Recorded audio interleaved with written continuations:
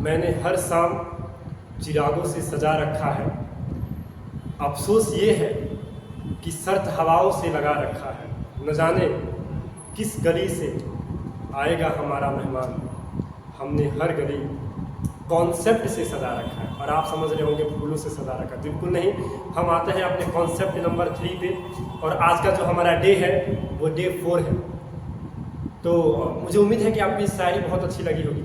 लेकिन एक चीज़ जो मैंने लास्ट में चेंज किया है कि मैंने हर गली कॉन्सेप्ट से सजा रखी है। बिल्कुल बात है, क्योंकि ज़रूरत है आपको फूलों की नहीं है, अभी ज़रूरत है आपको कॉन्सेप्ट किस पढ़ने का। क्योंकि वो कॉन्सेप्ट पता नहीं किस गली से हमारा वो क्वेश्चन आएगा, किस कॉन्सेप्ट से हमारा क्वेश्चन आएगा। इसलिए मैंने हर गली को उस सारे कॉन्सेप्ट से सजा रखा। और उसी कॉन्सेप्ट के आधार पर मैं आज भी लेके आपके सामने आया हूँ। एक बहुत ही जहर कॉन्सेप्ट, समझ रहा है, बहुत ही खतरनाक। इससे लगभग अभी पिछले साल ही इससे सीपीयू से क्वेश्चन पूछा। इवन इस साल भी 2023 में, माफ कीजिएगा 2023 में भी एसएससी सीपीयू मेंस में एक क्वेश्चन इससे पूछ दिया था। तो आइए जानते हैं वो कॉन्सेप्ट कौन सा है। ठीक है बेटा, आओ। कॉन्सेप्ट नंबर ये 3, कॉन्सेप्ट नंबर 3 है। लेकिन जो हमारा डे है वो डे नंबर हमारा 4 है। याद रखिए, एक वर्ड आपने पढ़ा होगा, नो सूनर।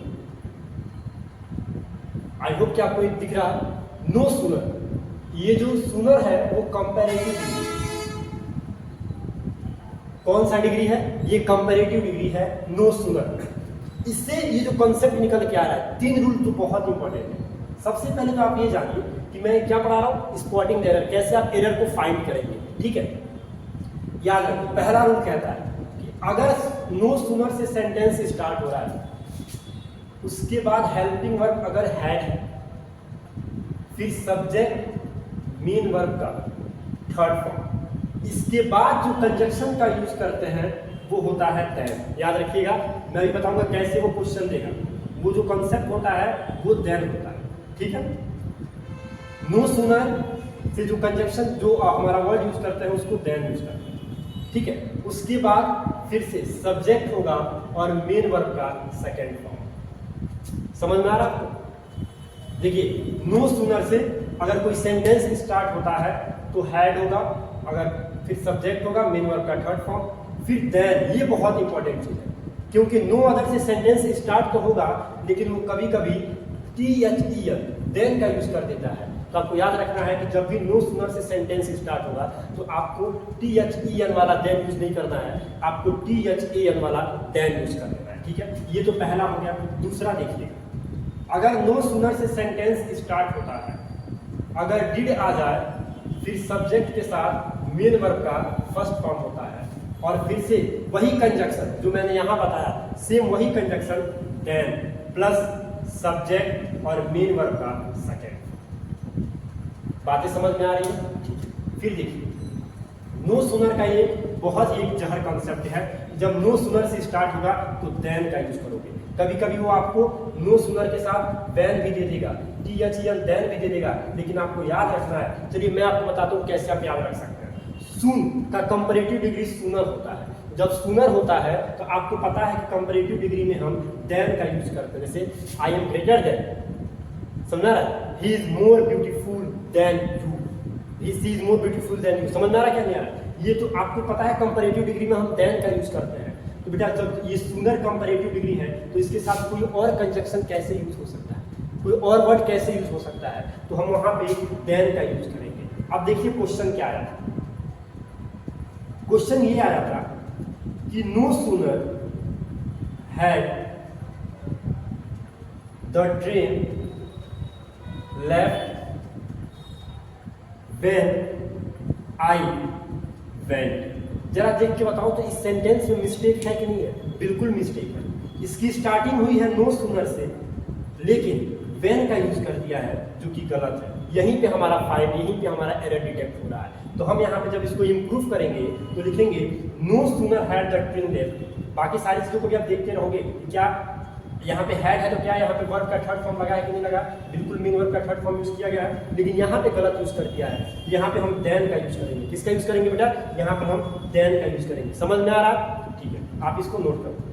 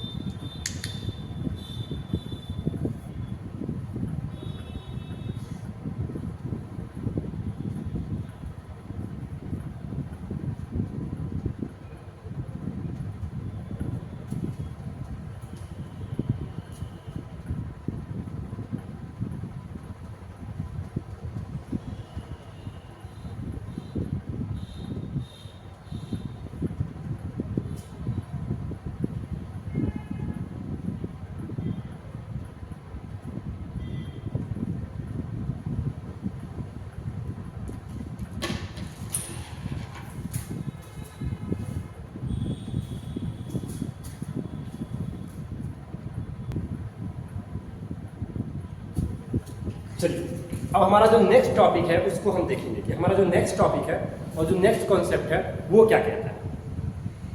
देखिए, तो आपको याद रखना है कि जब भी नो सूनर से स्टार्ट होगा तो हमको देन का यूज करना है। और उसके पहले ये भी दो पॉइंट जो मैंने अभी आपको बताया है कि डिड अगर होगा तो मेन वर्ब का फर्स्ट फॉर्म लगेगा, और अगर हैड है तो मेन वर्ब का थर्ड फॉर्म होगा। अगर बेटा आपको मेन वर्ब का first form, second form, third form अगर नहीं पता है तो बताइए कैसे आप एसएससी सीजीएल का आप फॉर्म फिल कीजिए, कैसे आप उस कॉन्सेप्ट तक पहुंचेंगे, क्योंकि आपके पास तो टाइम ही नहीं है। सितंबर में ईयर फर्स्ट का एग्जाम होने वाला है, तो अगर आपको मेन वर्ब का फर्स्ट फॉर्म और सेकंड फॉर्म नहीं पता है तो मैं तो कह रहा हूँ कोशिश बिल्कुल कीजिए कि आप उसको पहले तैयार कीजिए, क्योंकि अगर इंग्लिश को क्रैक करना चाहते हैं तो ये तो बहुत इंपॉर्टेंट, ये तो बेसिक चीज़ है, समझ रहा है। लेकिन कोई नहीं, आप उसके लिए भी अगर आप परेशान हैं तो आप कमेंट बॉक्स में बताइए कि कहाँ से आपको परेशानी हुई है, मैं उसको भी दूर करने का पूरा प्रयास करूँगा। लेकिन मैं कोशिश करूँगा कि आप उसको रट लीजिए, ज़्यादा से ज़्यादा आपको मेहनत करने की जरूरत है, ठीक है। इधर आइए, अब हम अपने अगले कॉन्सेप्ट की तरफ बढ़ते हैं। चलो, अब अगर कोई क्वेश्चन हार्डली से स्टार्ट होता है या स्कैर्सली से स्टार्ट होता है, याद रखिएगा, अगर कोई सेंटेंस हार्डली से स्टार्ट हो रहा है या स्कैर्सली से स्टार्ट हो रहा है तब कॉन्सेप्ट क्या कहता है, तब कहता है कि अगर हार्डली या स्कैर्सली से स्टार्ट होता है तो हैड हो मेन वर्ब का, फिर सब्जेक्ट मेन वर्ब का थर्ड फॉर्म। लेकिन बेटा जी जब अब आप आएंगे तो यहाँ पर वैन का यूज करोगे। किसका यूज करोगे? वैन का। अब यहाँ पर देन नहीं यूज होगा। सर समझ में आया कि नहीं आया? जब नो सूनर का यूज किया तुमने तो वहां पे देन का यूज कर दिया, लेकिन जब हार्डली और स्कैर्सली से क्वेश्चन दिया रहेगा तो आपको यहाँ पे देन देगा, लेकिन जोश जोश में आके गलती मत कर देना, देन नहीं होगा वहां पर होगा वैन। क्या होगा वहां पे वैन होगा। समझ में आ रहा? वैन के बाद सब्जेक्ट लिखिए मेन वर्ब का second form. Same as did के साथ भी वही चीज अप्लाई, हार्डली और स्कैर्सली के साथ स्टार्ट होता है, यहाँ पर होगा डिड, तो यहाँ पे आपको सब्जेक्ट और मेन वर्ब का फर्स्ट फॉर्म यूज करना पड़ेगा, और फिर यहाँ पर फिर से वैन का यूज करना पड़ेगा, और सब्जेक्ट फिर मेन वर्ब का सेकंड फॉर्म। आपने क्या सीखा? अब मैं एक बहुत ही अच्छा एग्जाम्पल दे देता हूँ। हार्डली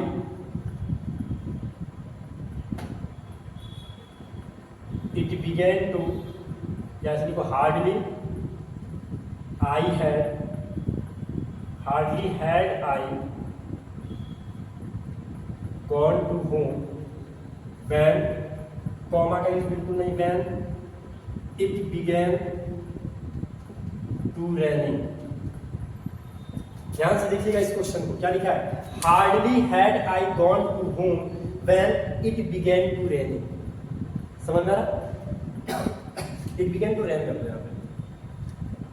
ठीक है, अब आपने क्या समझा कि मैं एक बार फिर से रिकैप करना चाहता हूँ दोनों क्वेश्चन को, ठीक है, कि अगर आपका नो सूनर से बिगेन हो रहा है तो आप देन का यूज करो, और अगर तब देन का यूज होगा सिर्फ, बाकी वैन और THEN देन का यूज नहीं होगा, और अगर हार्डली या स्कैर्सली से यूज हो रहा है तब वहां पे आप वैन का यूज कीजिएगा। आई होप कि आपको कॉन्सेप्ट ये समझ में आया होगा।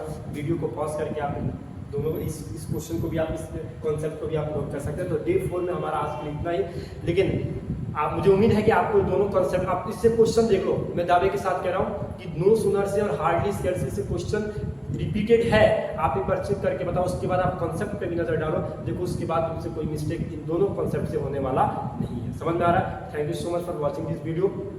ज़्यादा से ज़्यादा शेयर कीजिए और बने रहिए ऐसे साइड। ठीक है, थैंक यू।